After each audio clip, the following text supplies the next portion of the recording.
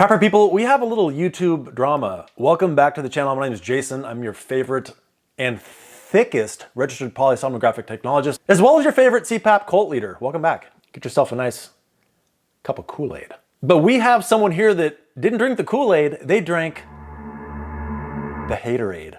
I recently did a video called Self-Treat Sleep Apnea, No Doctor Required. Most people had a very positive reaction to it, and we had one person, like I said, got a little snarky. Now, it's important not to judge them on their comment. They're just bringing up really good points that really anyone should be asking. So let's go ahead and go through it. But again, please, please, please, let's not judge them too harshly. Jocelyn, that was titled Dickhead Comment. I just had to call it something quick. So right here, Tennis Nut K2V says, hey Jason, out of curiosity, how many patients have you set up on an actual CPAP machine for the first time? Jocelyn, I think they want a resume. A resume?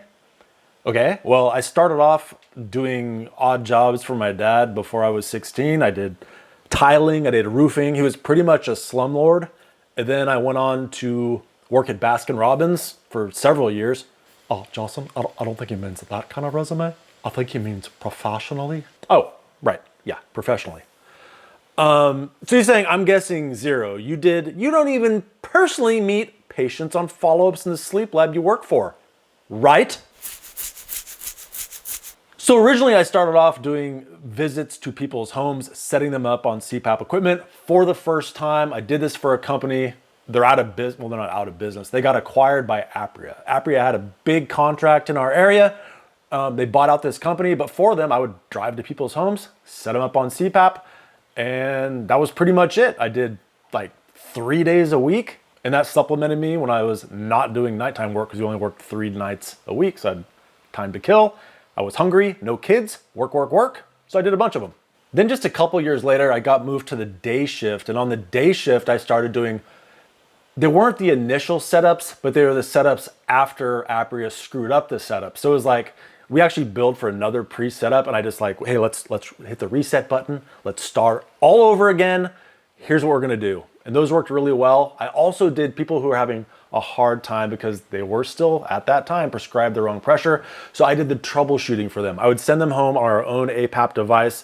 I would basically do what I do for my company, axgsleepdiagnostics.com. That was a good job working that in, Jocelyn. Send them home with some trial pressures to sample. They'd come back and I'd say, we're gonna stick with this one. They'd come up again and I'd be like, perfect, absolutely. Now I just do all that through Zoom, but I did that for my company. And I'm talking, I did that for easily like 10 years. Then Medicare made some massive cuts. And so I transitioned from doing those to we expanded it. 1 time a week, I would get 30 to 40 people. It was like we call it the CPAP class. I think I alluded to this in another video. Huge room of people. And I would go through pretty much the same presentation and answering questions from a ton of people. Great form is a good way to hit a lot of people all at once because Medicare made those cuts, so we had to do something to kind of make it a little less of a money loss. The dirty business of sleep, huh? And then after that, our company got acquired. They got rid of all sleep labs. So in essence, I was fired, but I did help another sleep lab doing initial setups.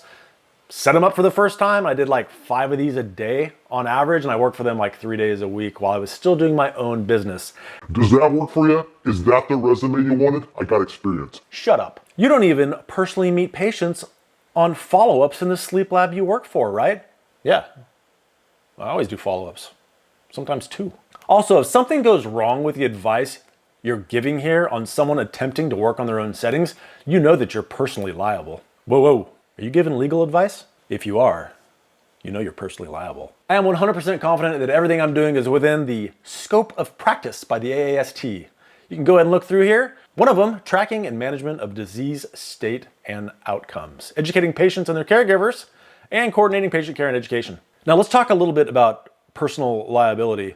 You need to be personally liable for saving some money. That's right, folks. Head on over to cpapsupplies.com. And if you are treating yourself for sleep apnea, you bad person, shame on you. If you're doing that, CPAP Supplies has got the category for you. You don't have a prescription? No problem. Check this out. cpapsupplies.com. You get a CPAP mask, prescription required.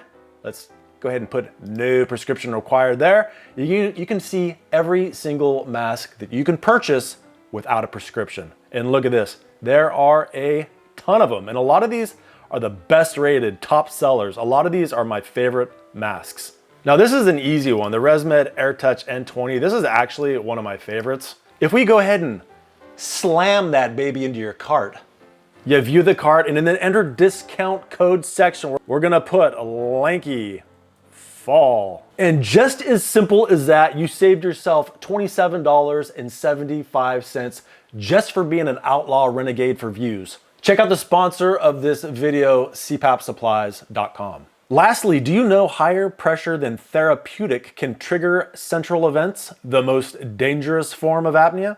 Yeah, well aware. But like I said in the last video, people are almost 99.9% of the time on a pressure that's too low. The other 0.1 are on the wrong mode of therapy. I've literally come across, it's so insignificant, I've come across one person that was on a pressure that was too high, and what their doctor had prescribed for them was way too high. I guess they're personally liable for that though, right? The doctor, I don't remember the number, but it was just so clearly high. We backed them off of it, and yay us, they were resolved and slept like a babe. But yes, everyone knows that treatment emergent central sleep apnea can occur from increasing the pressure too high. You're gonna cause them to retain too much CO2, and that is gonna put them into the loop gain cycle, which is our good friend, central sleep apnea. But I have a problem with the most dangerous form of apnea. Central sleep apnea is no worse than obstructive sleep apnea. You don't want either. I think obstructive sleep apnea is actually worse because more people have it and it affects more people. And many people being monitored by their sleep doc are on a pressure that is far too low for them. Maybe not far too low in all cases, but it's too low and they're still waking up from respiratory effort related arousals. Essentially the pressure is too low. That is extremely common. And if you, a writer of this, don't understand that and don't realize that, I would suggest just maybe pay more attention because I think you work in the field, just a hunch. And it being called the most dangerous form of apnea is a little misleading. There are papers that say you're gonna die if you have central sleep apnea. But you have to consider who has true central sleep apnea. So there's a study done from the VA that found more people that had central sleep apnea than obstructive sleep apnea, they died sooner. But kind of duh, because if you have true central sleep apnea, which is an end of life breathing pattern, it's because you have congestive heart failure. So it's kind of a no duh study. Maybe concentrate on the good advice you used to give versus outlaw advice for views. That's a lie, Jocelyn. You've never given good advice. By the way, all my videos I do for views. I don't do videos, I don't upload videos hoping people don't watch them. Every one I do, I hope gets a lot of views. But the good advice I used to give, I think this is one of my best videos. I'm not gonna lie. I think it's one of the best ones. Can you treat yourself? Absolutely. And sometimes some people have to take the matter into their own hands because always they're gonna be the best advocate for themselves. Now let's check out some comments from some renegades that understand what I'm talking about there, tennis person. I found your channel 3 years ago. I did the research, bought a machine, followed a crap ton of your videos. Language. From the bottom of my heart, thank you. You saved my life, literally. And let's take note of the 8 thumbs up. Quote unquote, you need to be under the care of a sleep physician. I've all but begged for help getting a sleep doctor and I've gotten nowhere. So I joined the cult of Lefty. Hail Stewie. 8 thumbs up. Bah, bah, bah. You've changed my life with your videos. Literally, I got my machine out of the closet after 10 years and I've been back in CPAP for 5 years. Your mouth tape recommendation, pressure, guidance, and all of your invaluable advice has helped me self-treating for this entire time and my results are great. And I just wanted to include this one from Beyond T-shirts at the bottom. Look, they are having a great relationship with their sleep specialist. It doesn't have to be all contentious. We can still be friends and see their doctor. He's saying he should have his own reserved parking space by now, but he hasn't done it. Just said he should. Great video. I've been using CPAP for 3 years. Got almost no help from my HMO after getting a prescription. Kept asking for help from my physician assistant because you can never get to talk to a doctor with 0 results. Kept gasping awake.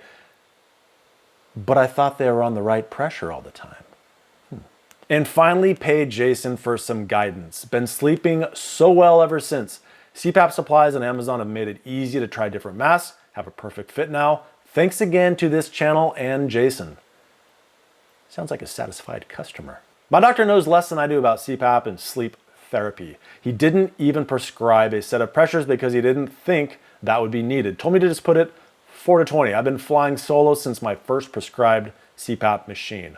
Another person answers, same here. Bah, bah. And last one, after a few visits to my sleep doctor, I realized they just put you on generic settings that were usually too low to help. Bingo! I started using Oscar, looked at my results, and made the adjustments myself. I average less than 1 event per night now. That's not an accurate number, just saying. Not to mention the wait it took 3 months just to get my test, and then was gonna take several more weeks to get my machine. However, I worked in DME and still had contacts and got my first machine much faster. I will never waste my time at a sleep doctor again. So, Tennis Nut, do you feel bad about yourself at this point? I'm just messing around. There is a flip side of this. So I do think many people can do this on their own. But to Tennis Nut's point, a lot of the people that I have worked with in the past, they don't care. They don't care about their sleep therapy. They're very much, I'm gonna do what my doctor says. That's what my doctor says. That's exactly what I'm gonna follow. I don't worry about those people because they don't search stuff out on YouTube. They don't. They just literally don't care. The people that watch my videos, you guys are a very small group of people that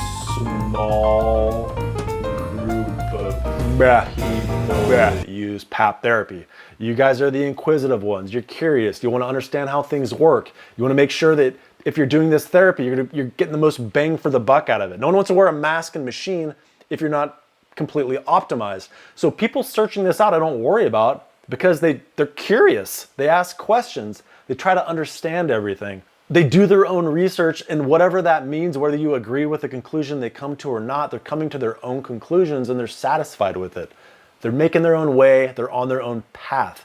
Don't knock people for that. A lot of the people that I work with at AXG Sleep Diagnostics, they have really good intuition. Their instincts are oftentimes very good. Sometimes they misinterpret things their doctor says, or sometimes things on YouTube videos, mine included, they'll misinterpret things. And so it's nice to have a little face-to-face to make sure everyone's on the right page and you understand your own medical affliction with regards to your nighttime breathing. And by that, I mean your PAP therapy. So Tennis Nut, you're probably coming from a totally different perspective because I remember when I was doing a lot of those therapy sessions and management of CPAP and bi-level and ASV, that's a different group of people, totally different group of people.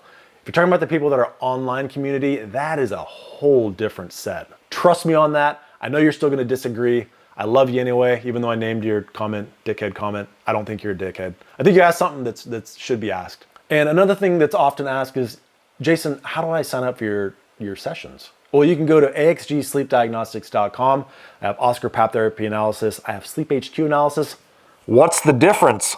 Well, the difference is the Oscar analysis is a face-to-face Zoom. You get minimum of 2 meetings. The Sleep HQ, I just send you an email. It's really, really rudimentary, but that's the difference between the two. Oscar PAP therapy, face-to-face, a lot more time spent, and the other one, not so much. Choose accordingly. If you want to join or leave the cult, you have to click that thumbs up button for like, yeah, I want to leave, or yeah, I want to stay. Make sure you subscribe to the channel if you like this kind of content. I'll have actually a better video out later this week that shows some cool stuff. Thank you so much for watching. Bye. Clean your stinky mask with some Mask Bright, available at Amazon. And time for an extra thick thanks, buddy, to my top-level supporters, Doug Toombs, Jason Georgiades, Patricia Espelong, Stuart Hetherington, Alan Liu, Chung Chu Chen, Edward Steiner, and Teddy Stegman. Probably messing up the pronunciation, but it is what it is. I'd like to say thank you also to these people, you get a shout out, as well as those other people. Screen, but still appreciate the support. Thanks for watching. Bye-bye.